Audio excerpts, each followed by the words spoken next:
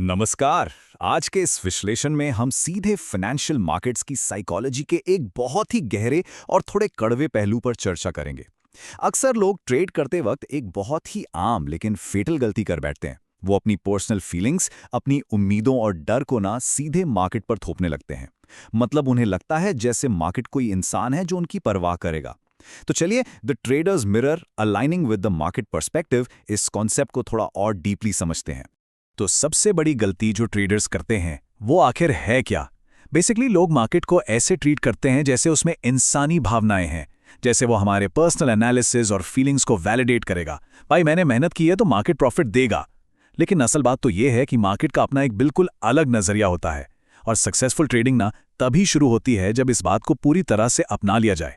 आइए देखते हैं सेक्शन 1 द ट्रेडर्स इल्यूजन। इस इल्यूजन को समझने के लिए एक कल्पना करते हैं।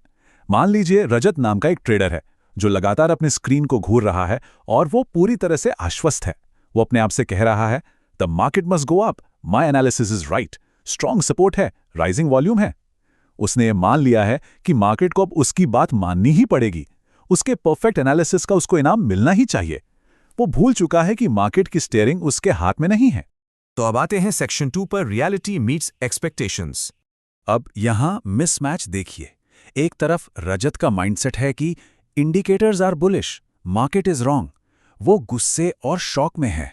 और दूसरी तरफ है मार्केट की रियलिटी, एक शार्प ड्रॉप, माउंटिंग लॉसेस और आखिर में एक फोर्स्ड एग्जिट।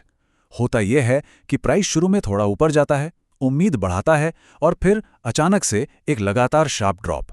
जब हम डिमांड करते हैं कि मार्केट हमारे हिसाब से सही चले तो नतीजा यही होता है, हाथ में सिर्फ लॉसेस आते हैं। इस पॉइंट पर मार्क डगलस की फिलॉसफी याद आती है जो एक बहुत ही सख्त सच्चाई सामने रखती है। The market is always right. Market reality बिल्कुल इम्पर्सनल है, उसमें कोई जज्बात नहीं होते। मार्केट को इस बात से कोई फर्क नहीं पड़ता कि किसी का एनालिसिस क्या है, किसका कितना पैसा लगा है या कोई कितना इंटेलिजेंट है। मार्केट वही करता है जो उसको करना होता है, पीरियड। आगे बढ़ते हैं सेक्शन 3 की तरफ, द मेंटर्स सीक्रेट। अब रजत बुरी तरह फ्रस्ट्रेटेड है। वो अपने मेंटोर के पास जाता है और उसका मेंटोर एक बहुत ही सीधा लेकिन गहरा सवाल पूछता है, Why does it hurt so much when the market goes against the analysis? जब मार्केट एनालिसिस के खिलाफ जाता है तो इतनी तकलीफ क्यों होती है? रजत का रिएक्शन वही था, क्योंकि मेरा एनालिसिस सही था।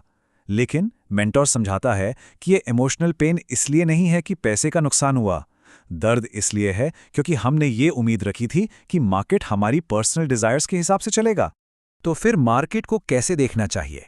यही है हमारा section 4, the markets true perspective. यहां 4 बहुत ही जरूरी पॉइंट्स हैं जो किसी के भी ईगो को कंप्लीटली तोड़ सकते हैं। पहला, एनीथिंग कैन हैपन, कुछ भी हो सकता है। दूसरा, infinite possibilities exist in every moment, हर पल में अनंत संभावनाएं होती हैं। तीसरा, the market proves nothing to anyone, market को किसी को कुछ साबित नहीं करना है। और चौथा, it is only price movement. ये सब बातें एक बिल्कुल नया सॉलिड फाउंडेशन बनाती हैं जहां मार्केट एक कंप्लीटली न्यूट्रल स्पेस की तरह दिखाई देता है। अब देखते हैं सेक्शन 5 द माइंडसेट शिफ्ट। इन सब बातों को सुनने के बाद उस रात रजत ने एक कॉन्शियस डिसीजन लिया। उसने अपने जर्नल में 3 क्लियर स्टेप्स लिखे। Step 1, stop arguing with the market. मैं सही हूं, मार्केट गलत है, ये सब बातें अब बंद। Step 2, ask the market what it is doing. और step 3, flow with the price. Basic idea ये था कि अपनी शर्तें थोपने के बजाय मार्केट के इशारों को ध्यान से सुनना शुरू किया जाए। और इस नए माइंडसेट का मैजिक ठीक अगले ही दिन दिखा। सेटअप बिल्कुल वैसा ही था, बुलिश सिग्नल्स अपीयर हुए, लेकिन एक्शन फेज में जैसे ही प्राइस वीक होने लगा, रिएक्शन एकदम बदला हुआ था।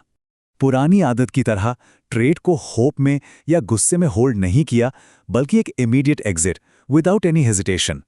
क्योंकि फोकस अब सही साबित होने पर था ही नहीं, फोकस सिर्फ प्राइस मूवमेंट पर था। उसके बाद एक बहुत ही काम रियलाइजेशन आया, the market isn't going against me, I am moving with it. Trading अब कोई दुश्मनी या जंग का मैदान नहीं रह गई थी जहां जीतना जरूरी हो। ये एक तरह का हार्मोनियस अलाइनमेंट बन गया जहां मार्केट के साथ सिर्फ फ्लो करना है, उससे लड़ना नहीं है। इसके साथ हम आते हैं आखिरी हिस्से पे, section 6 dancing with the market. Dancing with the market का असल मतलब क्या है? ये है accepting a lack of control, dropping the ego and responding objectively. जब हम ये एक्सेप्ट कर लेते हैं कि कंट्रोल हमारे हाथ में नहीं है और सिर्फ ऑब्जेक्टिवली रिएक्ट करते हैं, तभी जाकर डर और फ्रस्ट्रेशन सच में जड़ से खत्म होते हैं। तभी राजत बिल्कुल आश्वस्त होकर कहता है, मैं अब मार्केट के अगेंस्ट लड़ नहीं रहा, मैं उसका स्टूडेंट बन गया हूं। ये शब्द किसी योद्धा के नहीं हैं, एक जिद्दी ट्रेडर के नहीं हैं। ये एक हम्बल लर्नर के शब्द हैं, एक ऐसा विद्यार्थी जिसका पूरा नजरिया अब ट्रांसफॉर्म हो चुका है। सच्ची ताकत ईगो में नहीं, बल्कि सीखने और फ्लो करने में है। तो इसी के साथ हमारा आज का ये विश्लेषण समाप्त होता है, लेकिन जाने से पहले एक बहुत ही गहरा सवाल सोचने के लिए छोड़ रहा हूं। Will a trader fight the market today और बिकम इट्स स्टूडेंट? क्या आज मार्केट से लड़ना है या उसका स्टूडेंट बनना है? ये एक ऐसी चीज है जिस पर फाइनेंशियल मार्केट्स में उतरने से पहले हर किसी को विचार जरूर करना चाहिए, तो इस पर थोड़ा सोचिएगा जरूर।